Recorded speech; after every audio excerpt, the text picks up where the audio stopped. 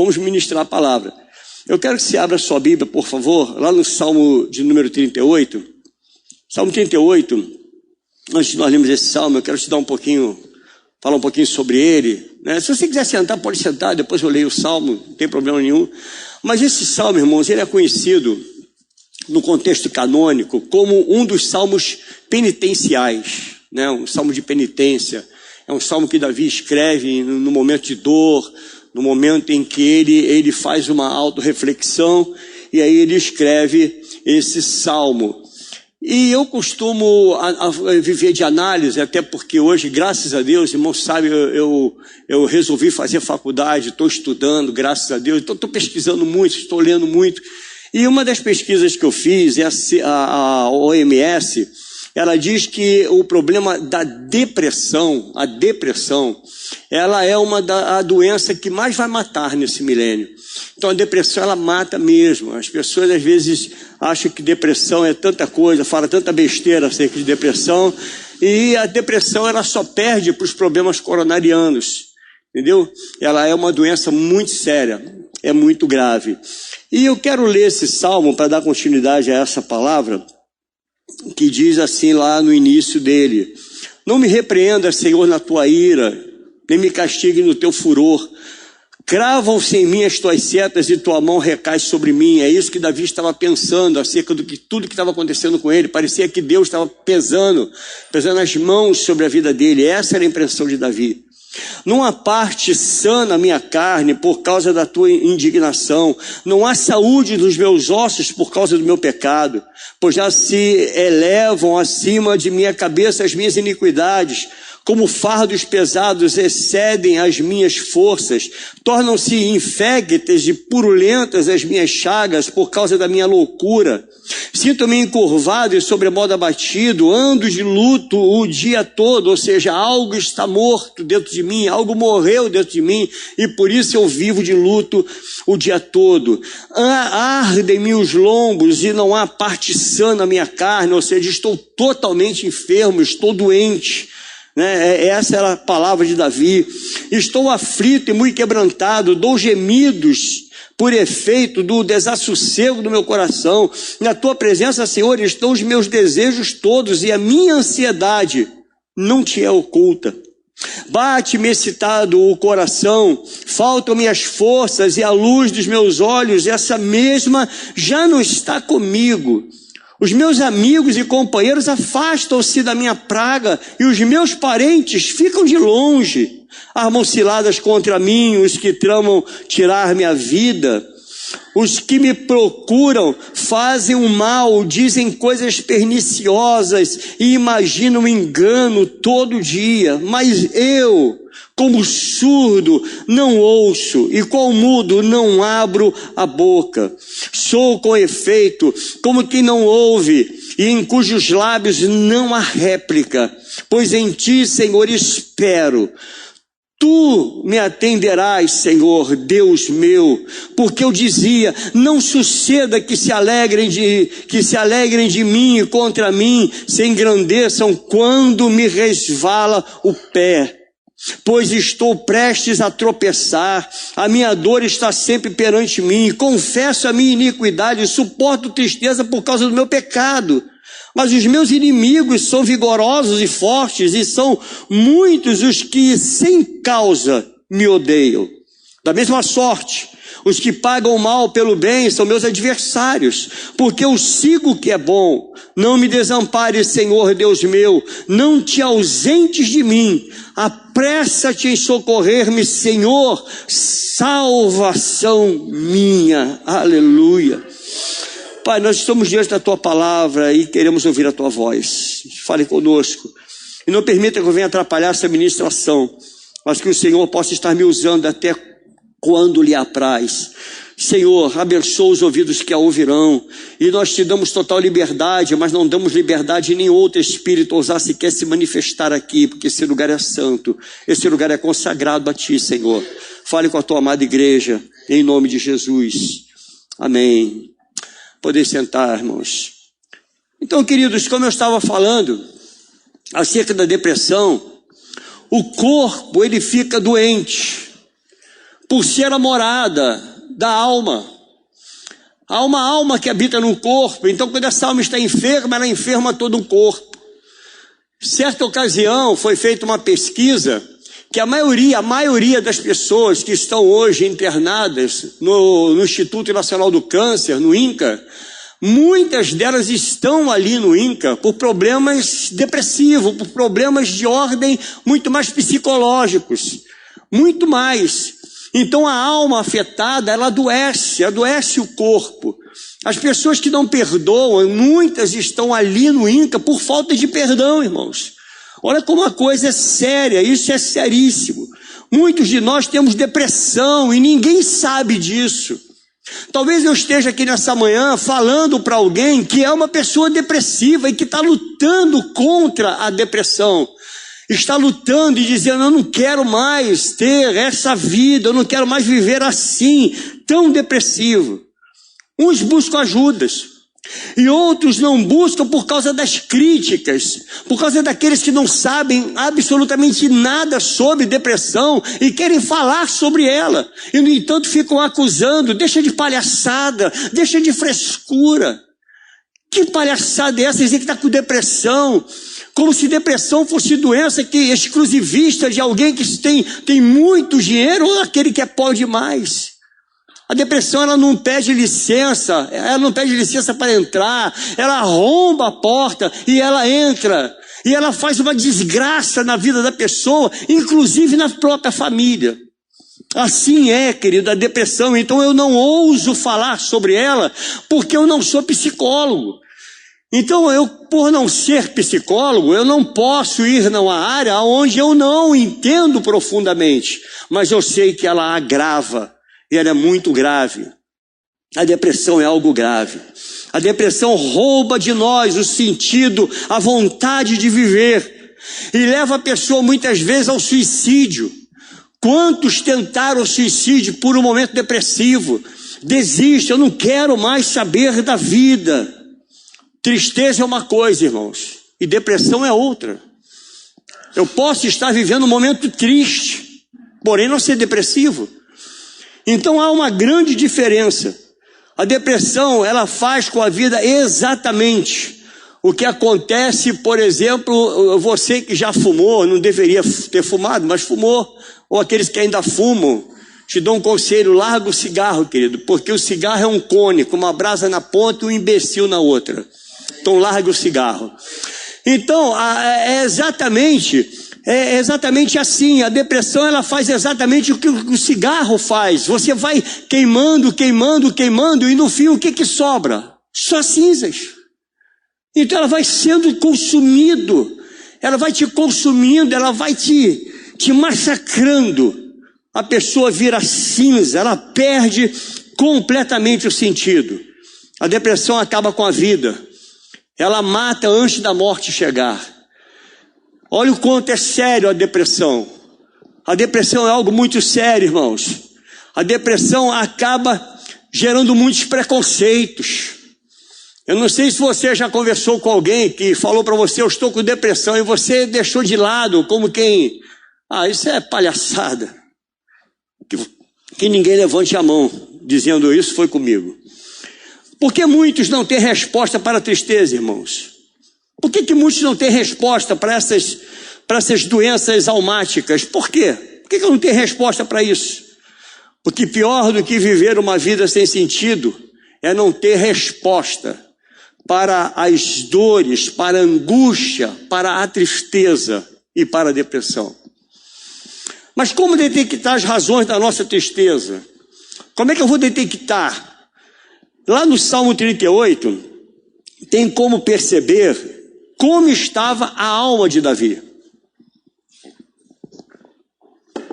E eu quero deixar bem claro que Davi, ele foi considerado pelo próprio Deus um homem segundo o seu coração. O próprio Deus falou a esse, achei Davi, um homem segundo o meu coração. Esse homem, segundo o coração de Deus, né? Hoje nós vivemos um contexto do evangelho, que eu digo que é um evangelho pobre, é um evangelho barato, é um evangelho mercantilista, nós vivemos esse evangelho no qual diz que você não pode sofrer, que sofrimento não faz parte do cristão. Então você vê propagandas em massa dizendo que você precisa parar o teu sofrimento, pare de sofrer. Mas a questão, irmãos, que não foi só Davi que viveu um momento de sofrimento. Não foi só Davi que passou por momentos difíceis de tristeza. Porque mesmo sendo Deus, Jesus, o Verbo encarnado, ele passou por momentos de tristeza, momentos difíceis na sua vida, momentos de dor. Ele sofreu também a dor. Ele lá no Getsemane, ele ora em agonia. E diz a palavra do Senhor que ele soa sangue, de tanto que ele orou, de tamanha era a sua dor. Olha a oração que o Senhor faz. Lá no capítulo 26 de Mateus, verso 38 ao 39, vai dizer: então lhe disse, a minha alma está profundamente triste até a morte. Talvez alguns diriam, mas ele não é Jesus? Como é que ele pode falar isso aqui, que ele está triste até a morte? Ele ainda pede, olha, ficai aqui e vigiai comigo, ou seja, eu não quero ficar só. Vigia comigo, fiquem aqui. E adiantando-se um pouco, prostrou-se sobre o seu rosto, orando e dizendo, meu Pai, se possível, passe de mim este cálice. O cálice da dor, o cálice do sofrimento, o cálice da angústia, da depressão, da tristeza. Pai, passa de mim, todavia, não seja como eu quero.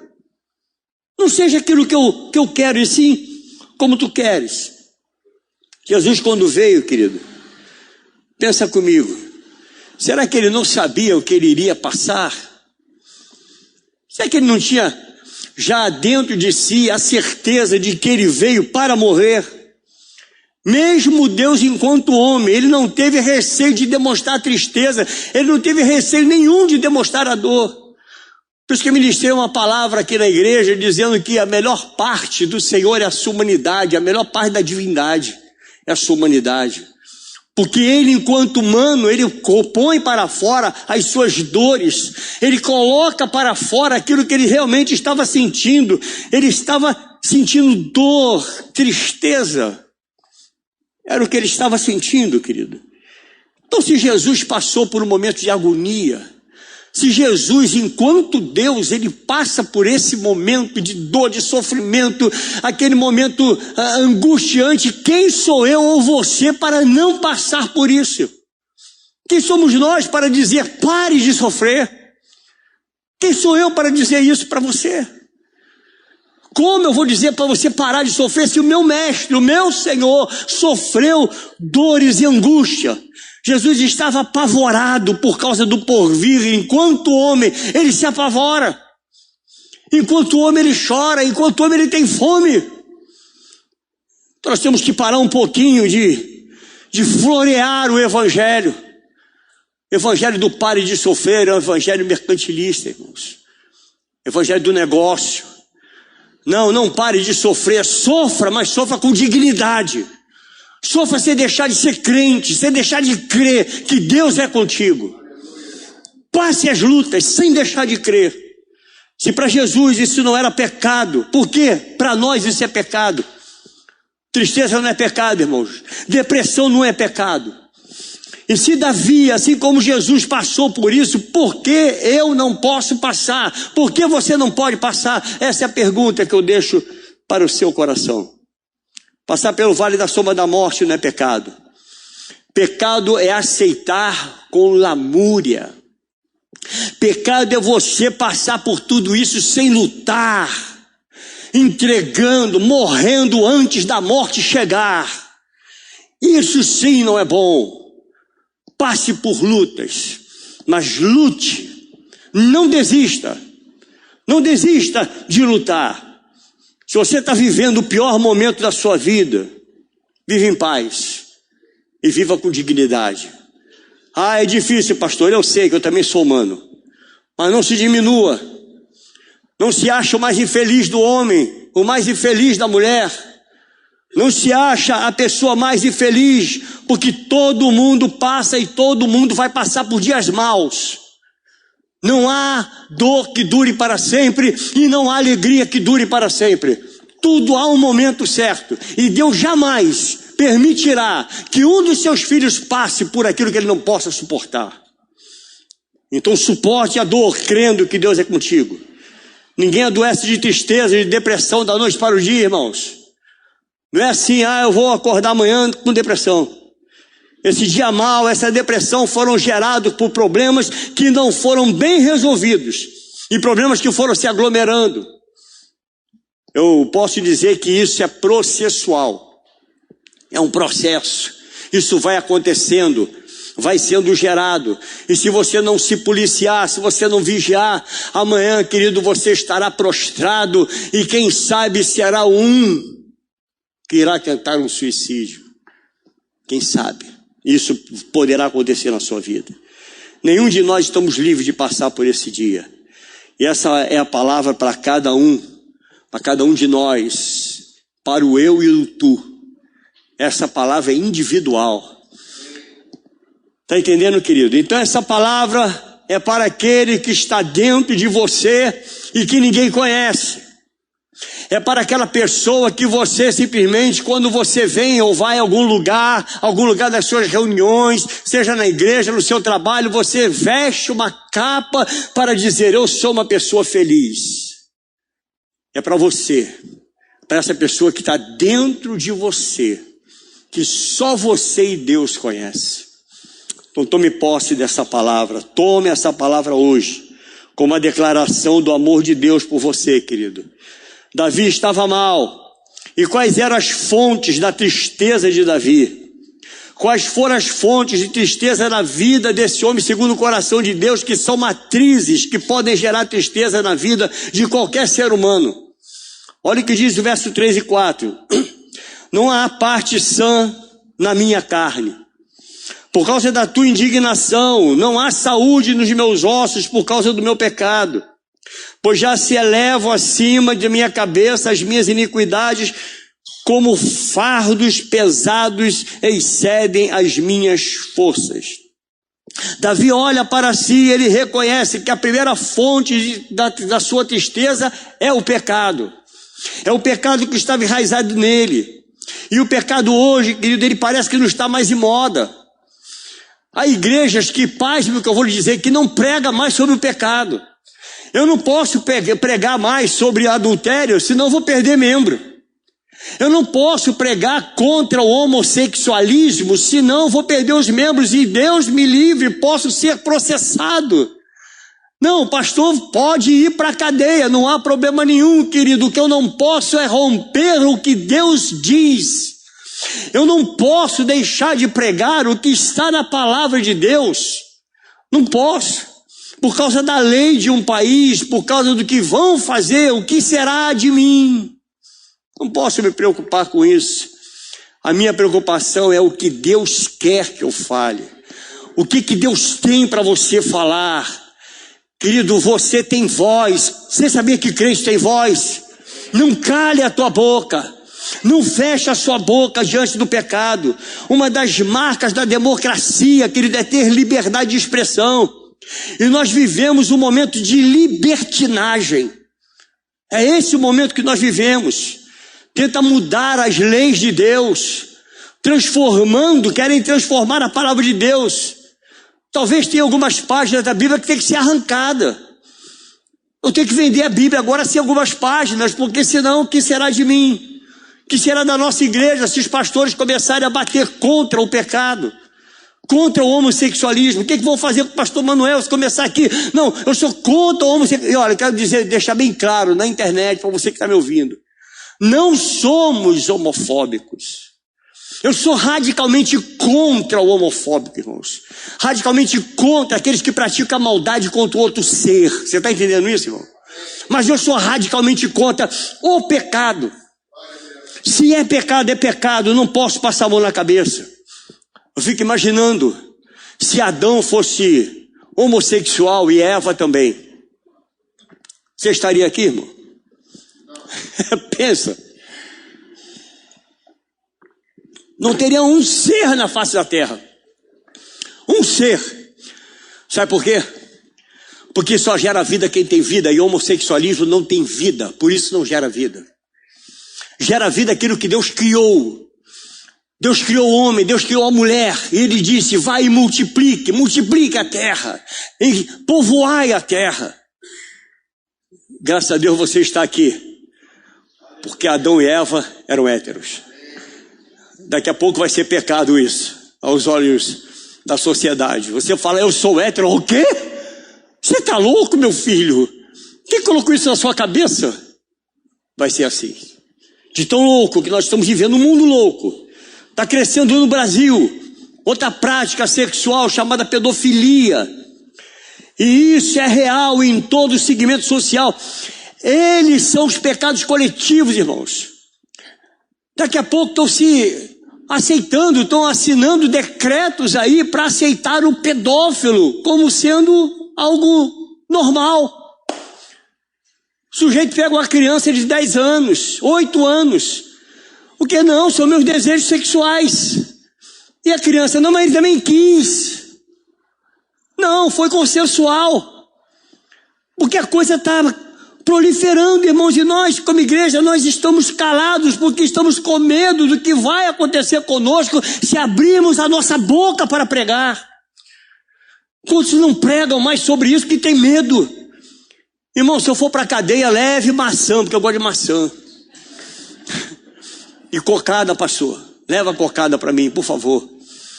Não deixe levar minha cocada e maçã, que eu gosto muito. Cocada branca. Não inventa cocada colorida que eu não como. Porque eu não vou deixar de pregar, irmãos. Eu não vou deixar de bater no pecado. Eu não vou deixar de bater naquilo que não condiz com a palavra de Deus. Sabe como é que o Senhor chama o homossexualismo? O Senhor chama de abominação. E não tem como. Você pode rasgar a Bíblia, pode tacar fogo na Bíblia. A palavra de Deus ela é imutável. Imutável. Deus não vai mudar porque você não gostou do que está na palavra, do que a Constituição falou, do que a democracia, sei lá que raio é, que vem aí contra a palavra, não sei o que vem por aí. Não adianta. A palavra de Deus, ela é imutável. E ela vai permanecer para sempre. Cada um faz o seu corpo que bem entender. Problema de cada um, que não pode empurrar na garganta da sociedade. Aquilo que Deus abomina jamais será empurrado na garganta da igreja viva do Senhor Jesus. A igreja vai permanecer igreja de Cristo, igreja pura, lavada e remida no sangue do Cordeiro, que não se prostre, não se curva diante desses pecados. Nós não nos curvaremos, deixar isso bem claro, em nome de Jesus. Tomara que essa mensagem chegue lá no STF, pastor. Estou preparado, ó. Pastor Paulo assim com a camisa na cabeça. Já pensou, pastor? Quem é aquele ali? Eu conheço aquele cabelo branco. Alexandre fala, aquelas cães ali eu conheço. Está lá o pastor assim, ó, olhando só com o olhinho, ó. Não, meu irmão. Se eu for para a cadeia por esse motivo, eu vou de cara limpa. E dizendo, eu sou contra o pecado. Amamos as pessoas, mas odiamos o pecado delas. Você entende isso, irmão? Sim ou não? Odiamos o pecado. Então, amados, prestem bem atenção. Há um segmento da sociedade que está tentando legalizar a pedofilia. E nós vivemos nesses últimos dias em uma sociedade que acha toda essa libertinagem como sendo bonitinho, como sendo natural. Eu posso dizer, trocando as palavras, isso pode ser normal nos dias de hoje? Sim, pode ser normal. Mas é natural, irmão? Há uma grande diferença de ser normal para ser natural. Natural é o que Deus criou. Natural é a forma com que Deus cria o homem, a forma com que Deus cria uma mulher. Essa é a forma natural. Mas o diabo é astuto. Isso aqui é água ou aguardente, irmão? Quem garante? Quem garante, irmão? Isso aqui é água ou aguardente? Fala aí. Ah, a senhora tem certeza, irmão? Ah, o testemunho do pastor, legal. Só que o pastor está desviado. Vamos lá. É água ou aguardente? Nossa. Pois é isso aí, Michel. O diabo faz isso, Michel. O diabo pega a água ardente, é muito parecido com água, não é, irmãos? mas é aguardente.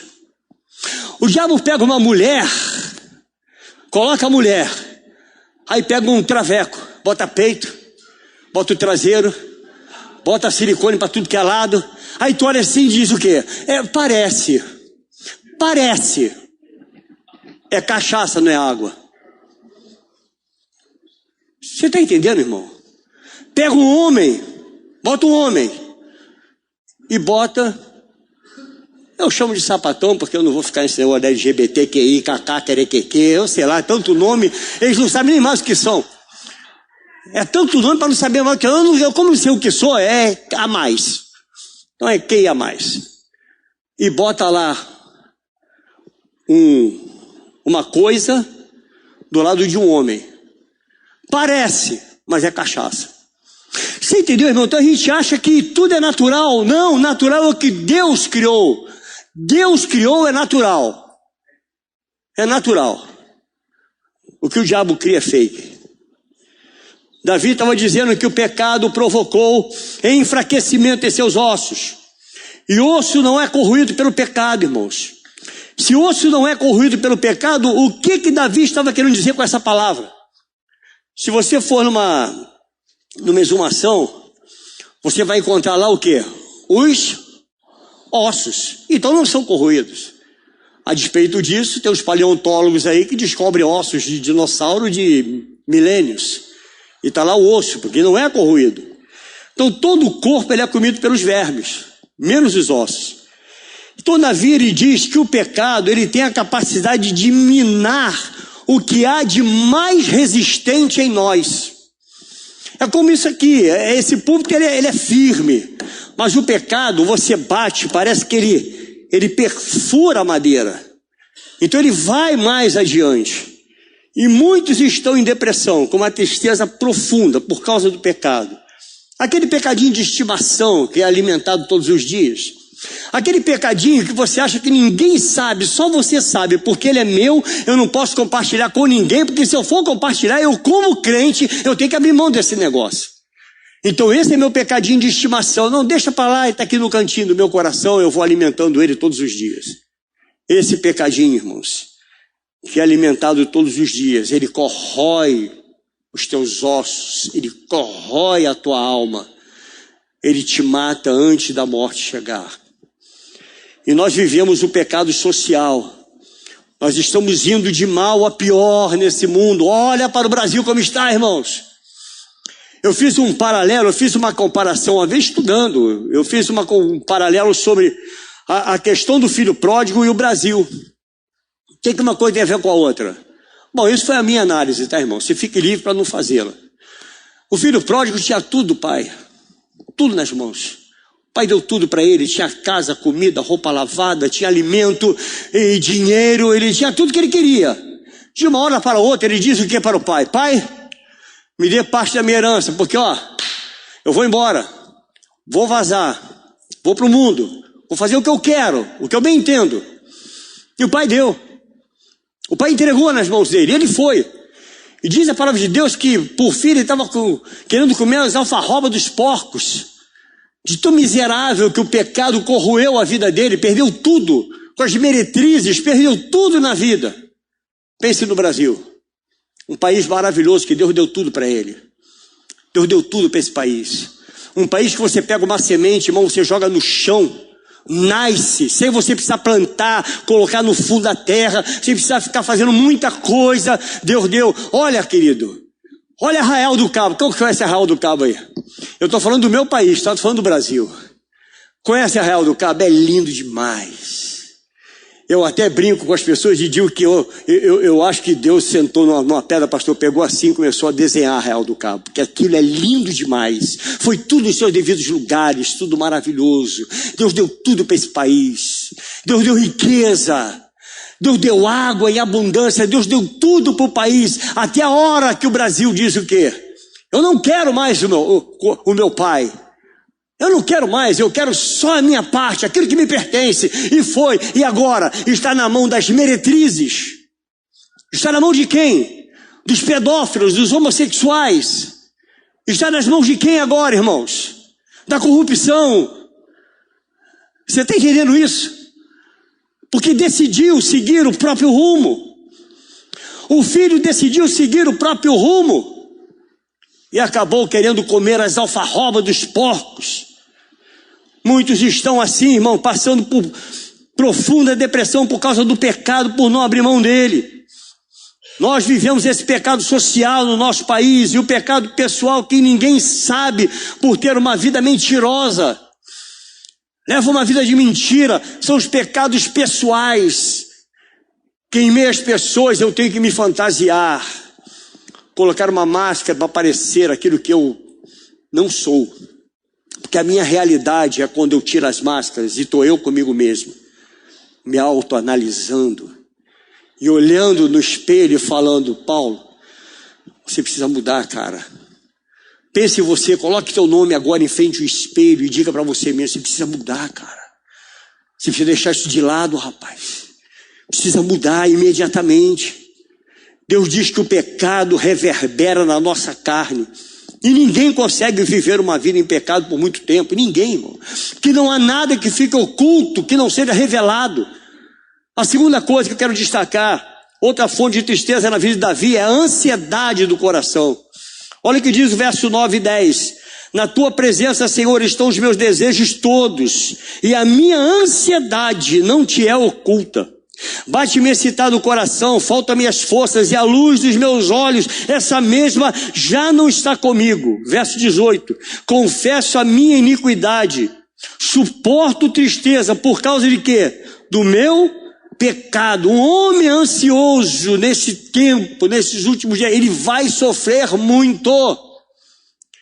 Uma pessoa ansiosa, ela sofre, irmãos. Ansiedade é tentar antecipar a agenda da vida, e esse é o mal do século. As pessoas são muito imediatistas, querem as coisas muito rápidas. Eu não consigo tocar no meu celular se ele não abre logo. Se não abre logo, está com defeito. 30 segundos ele está com defeito. Agora eu vou jogar essa porcaria fora, que eu quero comprar um que eu só pensar ele já abre. É o imediatismo. É o mundo do fast food. Eu quero me servir logo. Sabe, por isso que esses restaurantes que tem o self-service cresce tanto, porque o cara já quer chegar, já pegar o arroz, pegar o feijão, pegar o bife, senta e come, e vai embora, pronto, acabou. Eu não quero la carte, porque demora. Eu não tenho paciência, meu estômago não pode esperar. Vivemos uma vida exatamente assim, essa ansiedade. O ansioso, ele quer trazer o amanhã para o hoje. E o amanhã, ele se transforma em um vazio. E acaba que o hoje é muito hoje. Você entende? Eu pego hoje, o ontem trago para hoje. Eu pego hoje e já quero que o amanhã aconteça. E o meu hoje, ele se torna no inferno. É por isso que tem gente que que come de ontem, come de hoje, come para amanhã, e o cara come a vida inteira. Amados, pense nisso. Não tem como você viver uma vida equilibrada com ansiedade. Não tem como. Você não pode ser escravo dos seus sentimentos. Seja você senhor dos seus sentimentos. Tenha controle das suas emoções. Tenha um autocontrole. Aprenda a esperar. Você quer deixar um ansioso, raivoso? Quer? É falar assim: Alex, calma. Tá correndo por quê? Rapaz, o cara só falta te matar. Não é assim, Wellington? Você quer calmo demais? Rapaz, olha, ninguém conhece o Wellington não, né? Você tem que conhecer o Wellington. Vamos lá, calma. Eu que o digo, hein? Fala, Patrício, o que você quer? Não, porque não sei o que. Calma. É sério. Eu sei porque eu trabalho com ele. Posso fazer fofoca. Eu posso fazer fofoca, vocês não. Então pensa nisso, irmão. Tenha controle das suas emoções. Olha o que diz o Provérbios 12, verso 25. A ansiedade no coração do homem o abate, mas a boa palavra o alegra. Uma pessoa ansiosa não precisa nem do diabo para fazer lenha na vida dela, irmãos. Porque ela é o próprio diabo da sua vida. Ela não precisa de diabo. O diabo pode tirar férias com o ansioso. Ele se faz mal a si mesmo. Você está entendendo, amado, como é que a coisa vai se proliferando? Nós vivemos um tempo de profunda ansiedade, amado, querendo resolver tudo no mesmo tempo. E a ansiedade, ela pode te adoecer gravemente. A outra fonte de tristeza para nós caminharmos para o fim é o abandono e a rejeição. Olha o que diz o verso 11: os meus amigos e companheiros afastam-se da minha praga e os meus parentes ficam de longe. À medida que seus amigos vão se afastando, a situação dele ia se agravando. Solidão, irmãos. A rejeição, ela gera uma tristeza profunda. E quantos filhos nós conhecemos hoje que têm esse sentimento de rejeição dentro da própria casa, são rejeitados pelos pais? Quantos filhos nós conhecemos assim, rejeitados pelos seus familiares, deixados de lado? Parece que vive um mundo completamente isolado. A única coisa que eles têm em comum com a família é o CEP. Não tem mais nada em comum. Tem filhos que os pais nem conhecem mais sobre eles, não sabem nada mais sobre a vida deles. Não sabe para onde vai, nem de onde veio, nem por que foi, nem por que será. Não tem mais conhecimento de nada. Pessoas que não conheceram seus pais, que foram rejeitados por ele, durante a sua infância, foi deixado de lado pelos pais, como se alguém que fosse um objeto. Sabe? Eu digo a você que isso é terrível, porque eu vivi uma vida assim, enquanto criança, enquanto jovem, né? Criado pelos meus avós, graças a Deus, mas que... Onde é que está meu pai e minha mãe? É complicado. Mas graças a Deus eu conheci um pai que não me abandona em momento nenhum. Você nunca está sozinho, filho, porque Deus sempre estará contigo. É o pai que diz para você: meu filho, eu te completo. Eu sou suficiente na tua vida. Foram rejeitados pela família, são órfãos de pais vivos, vivem uma vida completamente solitária. Ao se sentir desprezado, irmãos, Davi ele se transforma em um bom morredor. Como assim, pastor? Qual será a diferença de um bom morredor para um mau morredor? Sabe qual é o mau morredor, querido? O mau morredor é o caso daquela pessoa que tem uma doença terminal, que o médico já bateu o martelo e falou: já era. O bom morredor é aquele que você chega para visitá-lo, ele está lá assim: glória a Deus, isso vai passar, isso aqui é só uma coisa passageira, Deus vai operar na minha vida. Esse é o mau morredor. É o cara que não morre mesmo. Aquele que está ali, está lutando contra a morte. Esse é o mau morredor. Aquele que tem uma vontade louca de viver. Mas qual será o mau morredor? O mau morredor é aquele que desiste fácil. O camarada espirra e diz: meu Deus, acho que eu estou com pneumonia. Você conhece alguém assim, irmão? Estou com pneumonia. Negócio, tem um carocinho aqui na minha garganta, eu acho que eu estou com câncer de garganta. E meu Deus, já está virando até metástase, que eu estou com dor de cabeça profunda. Né? É aquele que você diz: e aí, tudo bem? Ele te responde. Essa pessoa que te responde é complicado. E aí, como é que você está? Ih, meu irmão, não faz essa pergunta, porque você vai ouvir algo terrível de um bom morredor. O bom morredor, ele vai vomitar tudo em cima de você, né? O cara está lá tranquilo, você pergunta: como é que está? Ai, meu Deus do céu, você não tem noção de como é que está meu irmão. Em nome de Jesus, seja um mau morredor. Creia que Deus está contigo. Creia que Deus pode reverter o teu quadro. Creia que nós temos um Deus que opera. Creia que nós temos um Deus que pode rasgar o laudo de um médico, aonde o médico põe um ponto final. Creia num Deus que coloca uma vírgula e a vida segue. Creia nesse Deus. Seja um mau morredor. Você está entendendo? Não morra facilmente. Não morra. Não transforme esse teu pequeno problema, essa pequena gota d'água, numa tempestade na tua vida. Deus te trouxe aqui hoje para te curar, irmãos. Curar você dessa doença da alma. O bom morredor, ele agrava a situação e se esquece que a vida e a morte está no poder da língua. Olha o que diz a palavra em Provérbios 18, 21. A morte e a vida estão no poder da língua. O que bem a utiliza, come do seu fruto. A vida e a morte. Está mal? Ore a Deus e diga: Senhor, a minha vida está em tuas mãos. E deixa eu falar para você que é crente. Se tem crente aqui, diga amém. Amém. Ainda que você morra, é palavra de Deus ou não é, irmãos? Então seja você um mau morredor. Isso é enganar a morte. Eu falo: se você vier para mim, tu perdeu. Você vai vir agora? Então vem fundo, que você vai perder. Porque a minha Bíblia diz que ainda que eu morra, eu viverei eternamente para o meu Senhor. Você está entendendo isso, querido? Mesmo que todos te abandonem, há um que diz: eu estou convosco todos os dias até a consumação dos séculos. Ele é o Deus da sua vida. Ele é um Deus vivo. Como vencer esses geradores de tristeza na nossa vida? Como lidar com as fontes de tristeza? Faça como Davi no verso 18. Confesso a minha... O que está escrito aí, irmãos? Suporto tristeza por causa do meu pecado. Então Davi, ele toma uma decisão, ele confessa que era um pecador, ele se desabafa com Deus, e ele faz uma confissão verdadeira, e entra em confronto com essa palavra, diz: olha, eu sou pecador, Senhor.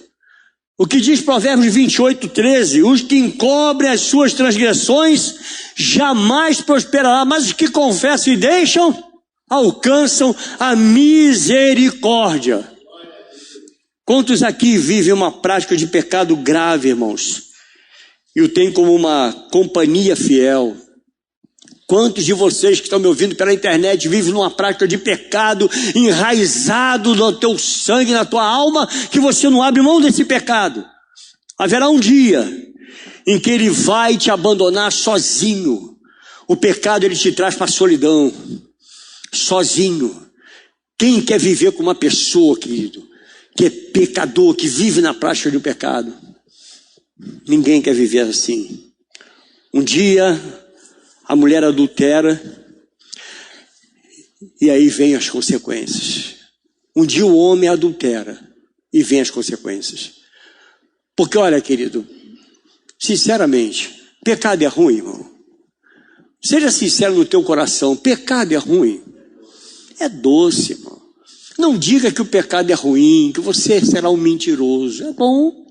Pecar é bom. Que legal eu poder agora no calor. Quem está com calor aí, irmão? Hein? Uma cervejinha gelada agora, hein? Meu Deus do céu, né? Ah, eu estou depressivo, então vamos tomar da 1 a 51? Vamos fundo. Não, o negócio para mim, a vida para mim não está muito boa, então eu vou só apertar um bagulhinho aqui, tá tranquilo, porque eu quero viajar. Né? É doce. Dizem, eu nunca usei droga na minha vida, mas eu fui a maior droga dessa vida. Eu fui um homem sem Deus. E não há droga pior do que essa. Não há droga pior do que um homem sem Deus, irmãos. Prestem bem atenção. Mas dizem aqueles que usaram droga que o cara cheira um pouco, o cara fica numa night, irmão. E a vontade e o desejo é tanto que quer cheirar mais. E o negócio é tão bom que quer cheirar mais um pouco. Você está entendendo? E vai cheirando, vai buscar que vende tudo em casa. Por quê? Porque o negócio é bom. Mas a questão não está no pecado, querido, ser bom ou ser ruim. A questão está nas consequências dele. É o que causa, é a consequência. Diz a palavra do Senhor que o pecado gera morte. E essa morte é uma morte eterna, querido. A pecado gera morte. Uma vez pecado, uma vez pecando, uma vez na prática, você está morto espiritualmente. Você nada mais é, você que vive na prática do pecado, você nada mais é do que um defunto ambulante. Você está andando, apenas andando, é um monte de ossos em cima de nervos e uma carne que reveste seus ossos, mas no fundo está morto pelo pecado. Porque o pecado é assim, o pecado mata. Então o que Davi falou foi exatamente isso. Ele estava falando do pecado dele. Os escribas e fariseus, olha o que diz João 8, 3 ao 5. Os escribas e fariseus trouxeram à sua presença uma mulher surpreendida em adultério. E fazendo-a ficar de pé no meio de todos, disseram a Jesus: mestre, essa mulher foi apanhada em flagrante adultério, olha aí, ó. Expôs o pecado dela. Você está pensando que o teu pecado vai ficar oculto a vida inteira, irmãos? Um dia alguém vai expor. Um dia alguém vai expor o teu pecado. Fora o diabo que expõe ele todos os dias. Todos os dias expõe o teu pecado. E diz aqui a palavra: mestre, essa mulher foi pega em flagrante adultério. E na lei nos manda Moisés que tais mulheres sejam apedrejadas. Tu, pois, que dizes? O mesmo pecado que era fonte de alegria e de prazer pode se tornar no pior inimigo. Pior inimigo. Pecado é tudo que toma o lugar de Deus em nosso coração, irmãos. E há pecados que são tão tolos, e nós ficamos discutindo sobre o pecado dos outros. Há pecado que é tão tolo. Irmãos, o que eu já vi de igreja discutir assunto que não tem nada a ver. Mulher pode cortar o cabelo ou não pode? Mulher pode, mulher corta ou não corta o cabelo? Irmão, se você quiser cortar, meu irmão, vai lá no salão que eu corto. Com todo prazer, em nome de Jesus. Pastor pode ter barba ou não pode ter barba? Pastor de barba, pastor de barba. Mulher pode usar a calça comprida, tá com a calça comprida aí, irmão? Ih, capaz, tá no inferno. É tanta discussão hipócrita, tanta imbecilidade, enquanto o pecado está enraizando a igreja, irmãos. Enquanto muitos estão numa prática de pecado muito mais séria, coisas agravantes que estão levando à morte. Você sabe que Jesus está voltando, irmão? Jesus está voltando. Você quer ficar aqui? Como se eu ficar alegre com a volta de Jesus? Eu não vou ficar não, irmão. Eu vou subir. Te peguei. Pensa, irmão. Pensa nisso. Pecado é aquilo que se aloja dentro de nós e toma as rédeas das mãos de Deus. Olha o que diz o Salmo 66, verso 18 ao 20. Se eu no coração contemplar a vaidade, o Senhor não me teria ouvido. Entretanto, Deus me tem ouvido e me tem atendido a voz da oração. Bendito seja Deus, que não me rejeita a oração, nem aparta de mim a sua graça. Esse Deus, no qual, querido, muitas vezes você acha que ele se cala. Muitas vezes você acha que ele não vai me responder, ele não vai falar nada. Ele é o Deus presente na tua vida. Única coisa que faz com que Deus não ouça são as suas iniquidades. Deus não ouve quando você está na prática do pecado. Deus ouve um pecador arrependido. Entende isso, amado? Um pecador arrependido. Pense no que Deus está falando a você. Quero deixar registrado para nós partirmos para o fim. Salmo 37, verso 4 ao 6. Agrada-te do Senhor e Ele satisfará o que? Os desejos do seu coração. Entrega o teu caminho ao Senhor, confia nele, mas Ele fará. Fará sobressair a tua justiça como a luz e o teu direito como o sol ao meio-dia. Quando o assunto é pecado, não se coloca uma pedra em cima e segue a vida não, irmãos. Quando o assunto é pecado, nós não podemos tratar com carinho, sabe? Não podemos passar a mãozinha na cabeça, não. Pecado se confessa e deixa. E é assim que se vence o pecado, quando você deixa o pecado. Quer vencer o pecado? Deixe ele. Deixe o pecado que está te corroendo. O pecado social é inevitável. Porém, o pecado pessoal, nós podemos evitar. Você pode evitar o pecado pessoal. Então, entregue a sua vida para o Senhor e deixe Ele ser Deus na sua vida. Como diz o Salmo 38, 21. Não me desampares, Senhor, Deus meu, não te ausentes de mim. Essa foi a oração de Davi. Ele pede para Deus: Senhor, não te ausentes de mim. Peça isso para o Senhor nessa manhã. Davi, ele olha para cima e se abre com Deus, fazendo conhecido de Deus as suas petições. Ele colocou diante de Deus toda a sua dor, tudo que ele estava sentindo por causa do pecado. Davi expôs a Deus. E Deus te trouxe aqui nessa manhã para isso. Exponha para Ele. Não é para o irmão que está ao seu lado. Não. E você que está aqui, irmão, não se preocupe com o espinho na carne do outro, não. Cuida do teu espinho, cada um tem o seu. Cada um tem o seu. Não julguemos a ninguém. Vamos colocar de pé, irmãos.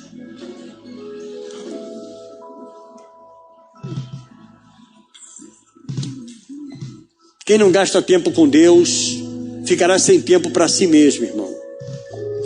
Não espere muito dos homens, não. Porque você irá se frustrar. Não espere muito dos homens.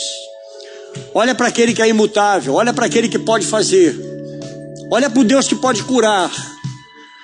Para o Deus que pode cicatrizar as suas feridas, as marcas da tua vida. Fala com esse Deus nessa manhã. Ele está com você todos os dias. Então eu termino dizendo para você: espera no Senhor. Espera no guarda de Israel. Espera no Senhor da tua alma. Espera no Senhor, aquele que é o desejado das nações, aquele que está conosco até a consumação dos séculos. Espere em Deus e tu verás a vitória que o Senhor te concederá. Então, se há alguém aqui nessa manhã: pastor, eu preciso me reconciliar com esse Deus, eu gostaria que você nessa manhã, se você quiser vir aqui à frente, venha. Pastor, eu quero realmente, há algo na minha vida que eu preciso deixar no altar. Quando a gente fala sobre esse assunto é duro, né? Quando a gente convida a vir à frente é meio complicado. E se eu falar para você que tem pecado enraizado, vem aqui à frente, aí que piorou mais ainda. Que aí você pensa o quê? O que meu irmão vai pensar de mim, né? Teu irmão não tem que pensar nada de você não, querido. Quem sabe da tua vida é Deus. Ele sabe. Mas apenas coloque a mão no seu coração. Vamos orar comigo. Ore ao Senhor, faça a tua oração, mesmo que seja em silêncio. Fale com Deus, ponha para fora. Não adianta, porque Deus te conhece, Deus sabe do teu interior. Não adianta esconder dele. Pai, em nome de Jesus, coloca em tuas mãos a vida dos meus irmãos, Pai. Senhor, há pecados que são difíceis de se deixar de lado, que está tão enraizado, Pai, que é tão difícil, é como uma mentira que é tanto tempo falada, que acaba se tornando uma verdade, Senhor. Ó Deus, cuida desse meu irmão, dessa minha irmã, que haja um renovo na vida de cada um, que o Senhor venha renovar aqueles, ó Deus, que estão enfraquecidos, que o Senhor venha trazer vida àqueles que estão mortos espiritualmente, em nome de Jesus. Traz vida, Senhor, traz vida nessa morte. Abençoa, Senhor, a vida de cada um. Ó Deus, renova a saúde, Senhor, a saúde física, emocional. Aquele que por algum motivo tem passado um momento depressivo, Pai, que às vezes pensa até em desistir da vida. Pai, fortalece-os na fé. Em nome de Jesus, que seja banido esse espírito, Senhor, de suicídio, esse espírito suicida, que seja banido dessa vida. E que haja alegria, Senhor. Alegria nos corações. Restaura vidas, restaura a família, Pai. Em nome de Jesus. Muito obrigado por tudo, Senhor, em nome de Jesus. Amém.